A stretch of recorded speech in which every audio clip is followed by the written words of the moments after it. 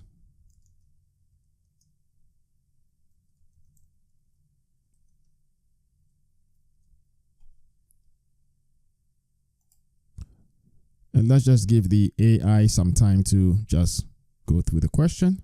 So there you have it. The AI solved the question fairly expeditiously. Now let's quickly analyze the solution to make sure it's correct.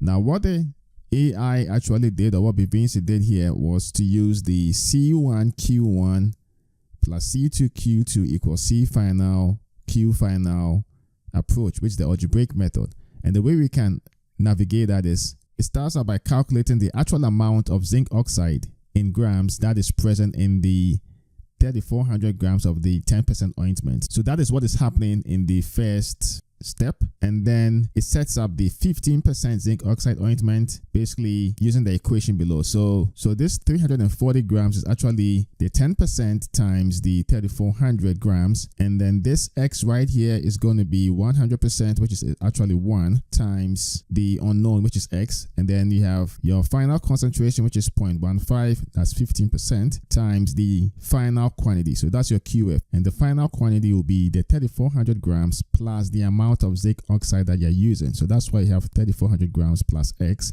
and then it goes through the algebra and ends up with 200 grams. So same answer, different route.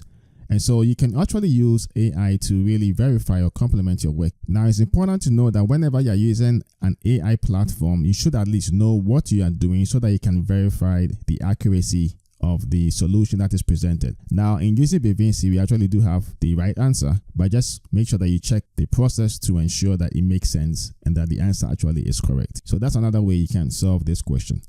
Now let's move on to the next question that we have. So here the question says, how many milliliters of a 95% weight by weight sulfuric acid having a specific gravity of 1.820 should be used in preparing 2 liters of 10% weight by volume acid?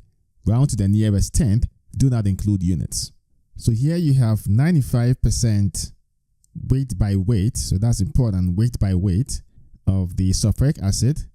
You have your final concentration, which is 10% weight by volume. So notice you have weight by weight here and weight by volume, and then your volume that you're making is 2 liters. So what's implied in the question is that in preparing this 2 liters, you're going to take some volume in milliliters of the 95% weight by weight, and then you're going to dilute it with essentially water to get to the 2000 milliliters or 2 liters.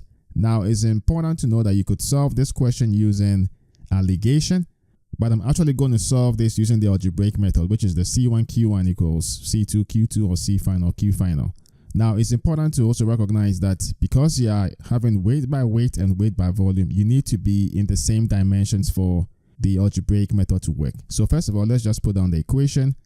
C1Q1 equals C final Q final, and this is the simplified version because you're actually mixing 2 things, but because you're using water and there's no sulfuric acid in there, the concentration will be 0, so it will reduce to C1Q1 equals C final Q final. So before we can go ahead, we want to make sure that we're in the same units. So you can convert everything to weight by volume, and I'm going to introduce a very nifty equation that should help you to do that very expeditiously. And the equation actually is percentage weight by volume is equal to percent weight by weight times the specific gravity. So this is a very useful equation, and it's going to help you quickly convert either from weight by weight to weight by volume, or you could go vice versa and convert from weight by volume into weight by weight. Now, having said that, what we are looking for is to convert the 95% weight by weight to weight by volume. So we are going to do 95 times the specific gravity, which is 1.820. And now you're going to end up with 172.9% by its weight by volume. Now, this step of converting the weight by weight to weight by volume is important, regardless of whether you're using the alligation method or you're going to be using the algebraic method, because your units must be in the same dimensions. So now that we've done that, we can substitute the information into the equation. So now you have 172.9% times Q1, which is what we are looking for. And that is going to be equal to the final concentration, which is 10%, times the volume. Now the volume is 2 liters. And because the question is asking for milliliters, we can do a quick conversion. So 2 liters is actually 2,000 milliliters, because a liter is 1,000 milliliters. So we're going to multiply this by 2,000 milliliters. And we can divide both sides by 172.9% to get rid of the 172.9% on the left hand side. And that would imply that Q1 is equal to 115.67 milliliters. But notice that the question says round to the nearest tenth. Do not include units. And so your answer is going to be 115.7. So let me quickly illustrate how you would use the alligation method for this particular question.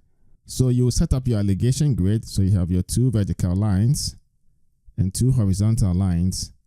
And the higher concentration will be the 172.9.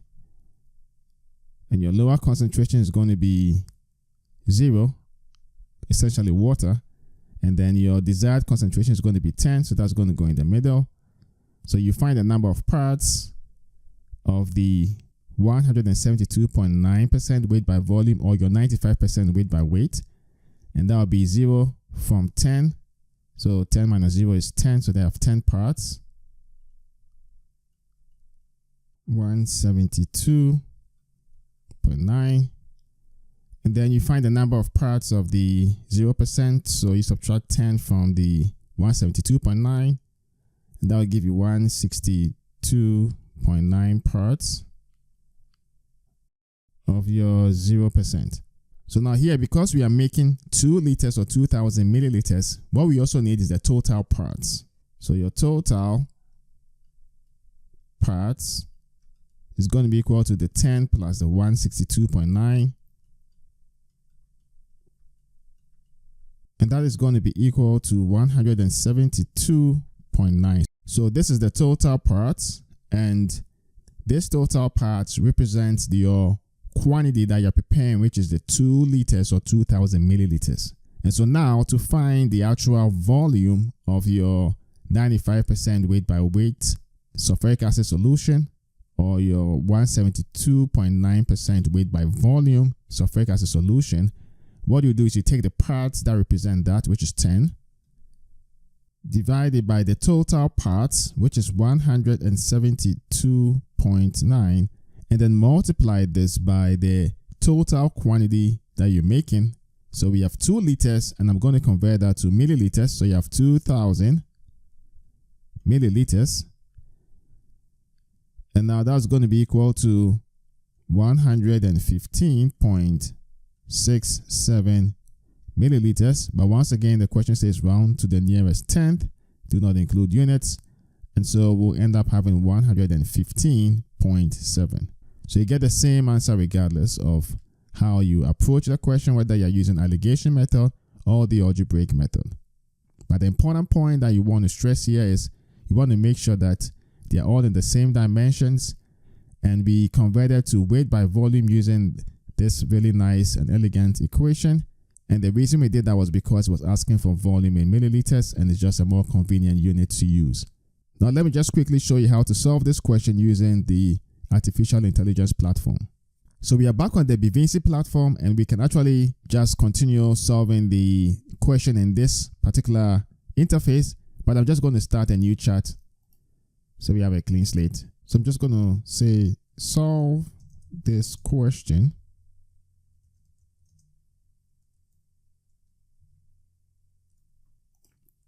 And we'll let the AI do its own thing.